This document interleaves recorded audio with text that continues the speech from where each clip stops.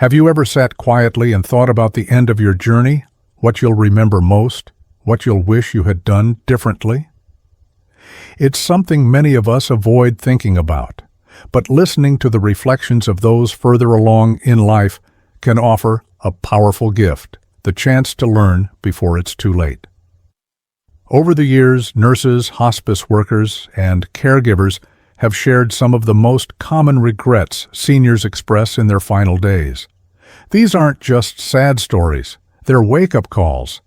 And if we're wise enough to listen, they can help us live more intentionally right now. One of the biggest regrets people have is not staying true to themselves. Too many seniors say they spent too much time trying to meet others' expectations, whether it was family, society, or even their younger selves. They followed paths that felt safe or familiar, but not necessarily fulfilling. And looking back, they realize how much they lost by not listening to their inner voice. If there's something your heart keeps nudging you to do, take that trip, write that story, reconnect with someone. Don't wait for the right time. The right time is often now. Another powerful regret is letting important relationships fade. As life gets busy and routines take over, it becomes easy to drift away from people who once meant the world to us. But in the end, it's the connections, the laughter, the shared memories, the conversations that matter most. If someone crosses your mind today, reach out. Sometimes a simple call can revive a friendship that still has plenty of life in it. Then there's the regret of working too much and living too little. Now, work has its place.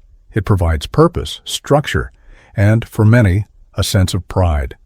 But too often people reach the end of life wishing they'd spent more time with loved ones or doing the things that brought them peace and joy.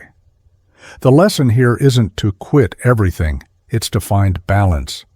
Make room for moments that feed your soul, not just your schedule. One more that's often whispered in quiet moments. People regret not allowing themselves to be happy. They spent years worrying, hesitating, or believing they didn't deserve joy unless everything was perfect. But perfection never comes. The truth is, happiness often lives in the smallest of moments. The morning sun through the window, a cup of tea with an old friend, a walk with no destination. If you can recognize those moments when they're happening, you've already learned something many people never do. These lessons aren't meant to be heavy. They're meant to free you. You don't have to wait until it's too late to start living the life that feels right to you. It doesn't mean making dramatic changes. Sometimes it just means saying yes to what brings you peace and no to what drains your spirit. I share more reflections like these, gentle reminders, small actions, and uplifting stories in my free newsletter. It's a quiet way to stay connected to thoughts and habits that help you live well and age with purpose. If that sounds like something you'd enjoy, you're always welcome to join. At the end of the day, life is made of choices, big and small.